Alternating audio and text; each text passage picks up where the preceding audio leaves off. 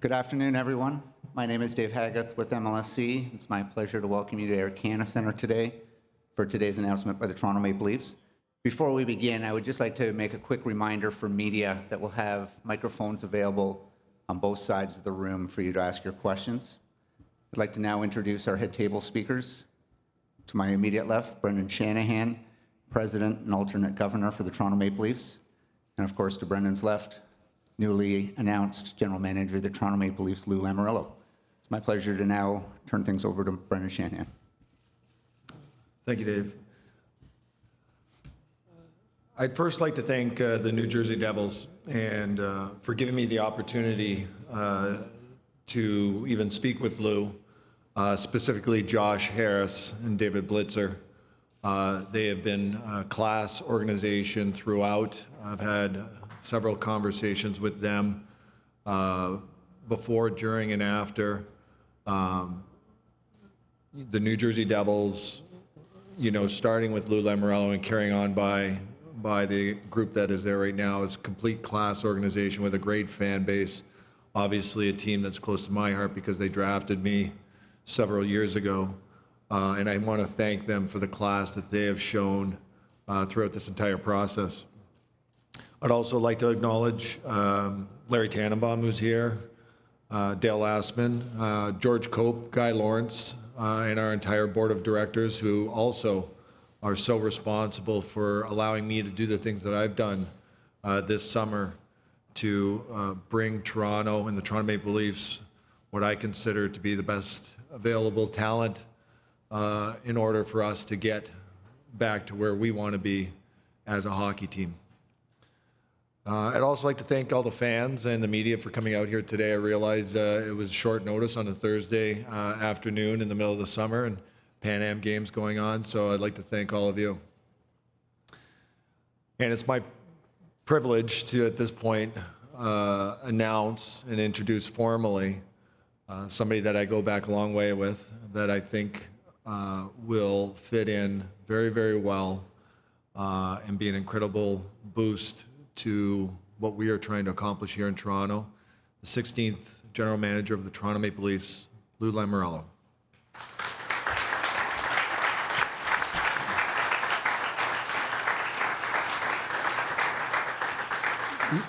Thank you, Brendan, and I'm glad you said several years.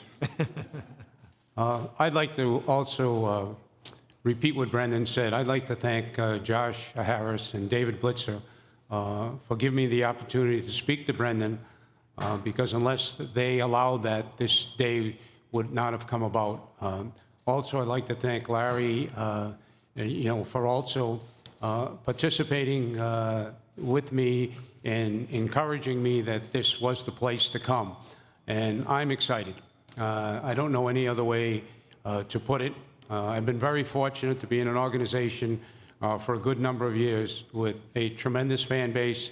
We had, a considerable amount of success during those years, and I have nothing to look back on. This was a different challenge. This was something that Brendan put in front of me. I didn't really think about it much. I said, Brendan, this is something that really is not in my mind at this time. And I don't know how many of you know Brendan as well as I do, when he was a player and how aggressive he was when he was 17 years old to make the National Hockey League. And I can tell you that if I want anybody recruited anywhere to go anywhere, I'm sending Brendan.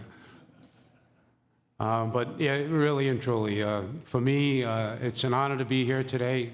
The tradition that this organization has had over the years, and to be a part of trying to get it to where each and every one of you will like to see it is going to be something special. I know all the people in the organization and have crossed paths with them at one time or another. You've done a tremendous job of putting together a stable of people that are the best at what they do. And I'm just excited because I think each and every one of them are going to push each other to be something special. And I understand that it's going to take some patience. I understand that it's going to be not something that's going to happen overnight. And I'm committed to that along with Brendan, along with Mark, along with Mike, along with Kyle, along with Brandon, and each and every one of the people in that front office. And glad to be here. Thank you, Lou. Thank you, Brendan. I'd like to open up to media questions at this point, beginning with Chris Johnson with Rogers Sportsnet. Hi, Lou. I'm wondering, what did Brendan say to you, or perhaps Larry Tannenbaum, that made this feel like the right opportunity after so long in New Jersey?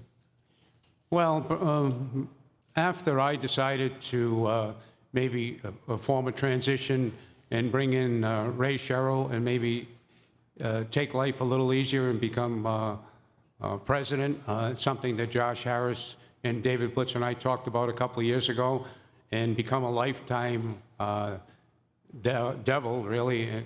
Brendan, when he had the conversation with me, he says, "I know you too well. This is not going to last long. So I want you to think about something. Just think about it. And every time you feel you're not in the fire or in the line, think about this conversation." And it wasn't once he said that, and eventually he got to me. Kevin McGran. Lou, welcome to Toronto and all that, right here. Thank you. You come into a situation where you already have your lieutenants in place, your assistants, your coaches. How comfortable are you that basically all that work is done and you don't have any hirings or firings to do on that front? Extremely comfortable. That's what's very nice. When I'm coming in, I've been in this situation, maybe 3 times in my life. Once when I was, went from hockey coach at Providence College to athletic director, and then when I went to the Devils, and then I went, and had the responsibility of the Nets. And I'm coming in here just like each and every one of these people I've hired, and that they're my people, and that it's going to work. Mike. Brendan, I spoke with Dean Lombardi a few weeks ago, and he told me about the mentoring that Lou did for him many years ago when he became an NHL general manager. Will part of Lou's responsibilities be to mentor Kyle so that perhaps one day Kyle can transition to the general manager's position? I think having Lou in the organization is an opportunity for him to mentor us all. And I think that Lou, there are a lot of general managers in the league right now that would point to Lou as somebody that helped them along in their careers. And I would, and I have since I've been here in Toronto, and people have asked me who has influenced me in my hockey career, playing career, and even in my career in management, whether it was at the NHL or now with the Toronto Maple Leafs. And Lou was somebody that certainly had an influence on me. And even after I had left New Jersey, Lou and I had kept up a very good relationship throughout my playing career, and then even after my playing career. Paul. Lou, Paul Hendrick, Leafs TV, welcome to Toronto. I look at your career in 50 years between just 2 organizations, Providence College and the New Jersey Devils. How challenging, or at least how difficult, was this decision, knowing you were going to make a 3rd jump in a very long and successful career?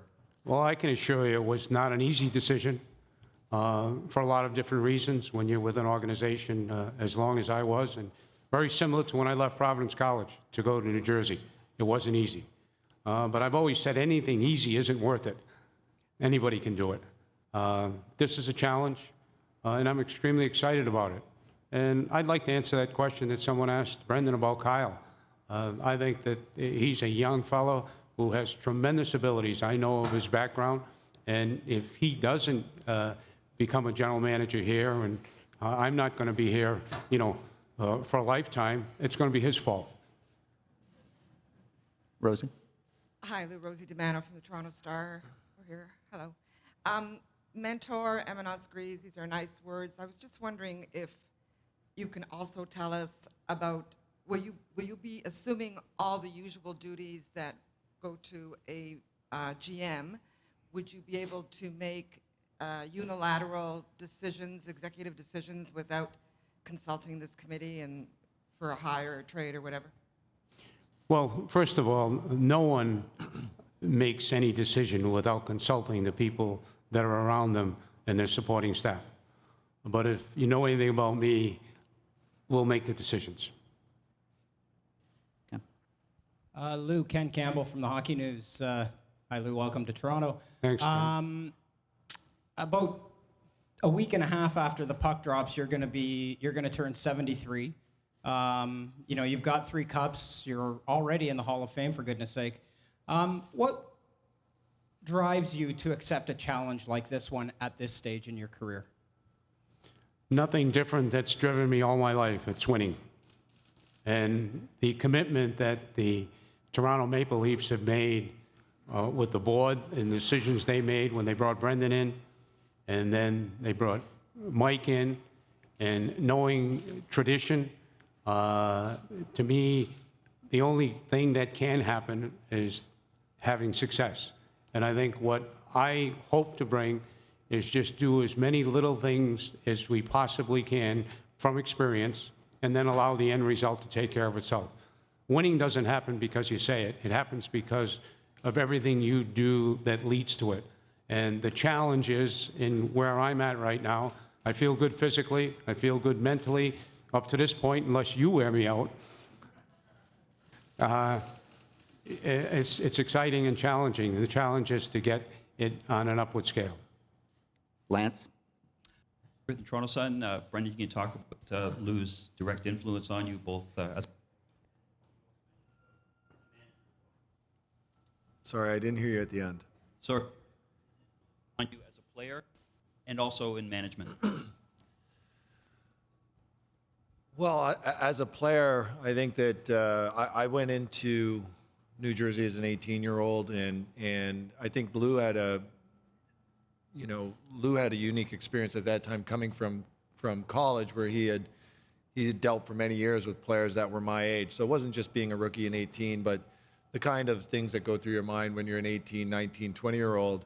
There are often times where Lou would pull me aside and have a chat with me and really help me out.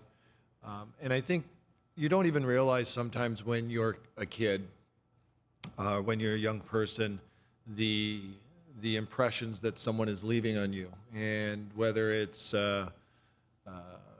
whoever that person is, if they're an important person in your life, sometimes you recognize it 10, 20 years later, that you are valuing certain things, and you recognize that you're valuing things that you learned from that person. And I think that's some of the things that I've brought here to Toronto. In my management style, I wouldn't say it's been completely mirrored Lou's. There are other people that have had an influence on me as well, but there are certainly certain things like making announcements without people having a heads up that they're coming that I could say I probably stole from Lou a little bit during my time there in New Jersey. Steve? Lou, Yes. you built maybe the most unique and distinct franchise in New Jersey. So much of it beginning with your way, your rules. No GM I don't think has ever been as associated with his team as you were. How much of that do you bring here now? How many of those concepts and those ideas and the things you truly believe in? Well, first of all, Steve, I think that what I have to do is take a step back and just watch and listen and learn, on the job, so to speak. And you never make changes for the sake of changing. You see what's working. I think that the one thing that fundamentally will not change with each and every one of the people that really have a voice from the conversations that I've had with them and Brendan is the word accountability. And I think that's where it's all going to start. Everything else, it's an extension of that, whatever the little nuances is, whether it's how you travel, how you practice, how you do everything within the game. And then all of that will evolve. But I think the biggest and most important word that'll come is accountability. Mike? Lou, Mike Zeisberger from Toronto Sun. Hi, Mike. This is for both of you. Brendan has talked about, especially after some of the on-ice and off-ice things that went on this year or this past season, about a culture change, and you brought up the word accountability. How important is it that, this franchise represents the city and represents what once was one of the elite teams way back when? I'll start off with that. I go back to something that Mike Babcock said at the draft that I really liked. And, we want good people. And being a good person doesn't mean that you're mistake-free. But I think that when it boils down to it, this team means so much to the fans in this city. And I made mention to it a little bit as well. There is a responsibility here. And the rewards can be very great. I think it's also important when you're playing in the National Hockey League, especially playing in front of such a passionate market like we have here, there should be an appreciation and a showing of enthusiasm that you are enjoying being a Toronto Maple Leaf. So we want to have enthusiasm, we want to have good people, and if there's somebody that I feel can help the entire group of us that want to slowly, because culture doesn't change overnight, but that is something that we want to change over time, and I think that Lou is a great fit for that. We want to have good people, we want to have accountable people, we want to have people that understand, appreciate, and show a joy for being a Toronto Maple Leaf. Mike, I'll try and answer that maybe a little different way. I've been very fortunate with the players that we've had in New Jersey. And echoing everything that Brendan has said, is trying to create where the players are willing to give up their own identity for that logo in front, and never mixing what's in back of the jersey and what's in front of the jersey.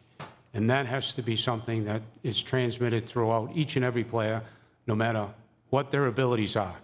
I've always put a team like an orchestra, and it's all about music. If the music isn't good, no matter how good each and every one instrument is, everybody leaves. Success doesn't come unless each and every one of these individuals are committed to each other, but more important, will do what's necessary to have success, and that's give up their own identity. We'll just take a few more questions before we do a photo op and then break down into some scrums and live hits here. Hi, Lou. John Chidley-Hill of the Canadian Press. Welcome to Toronto. Thank you. I was wondering what happened in New Jersey that caused you to take a step back, and how is this situation different in Toronto? Well, I don't know if there was anything that caused it. Maybe it was a thought process of, the way things have gone in the last 5 years in New Jersey.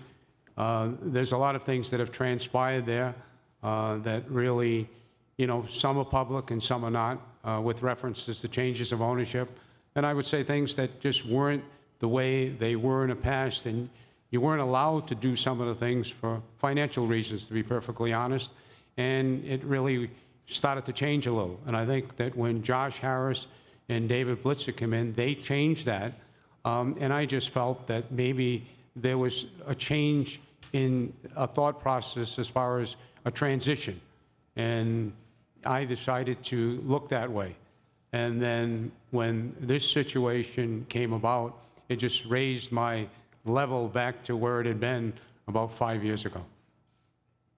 Lou, Matt Brown from Sportsnet. Welcome to Toronto.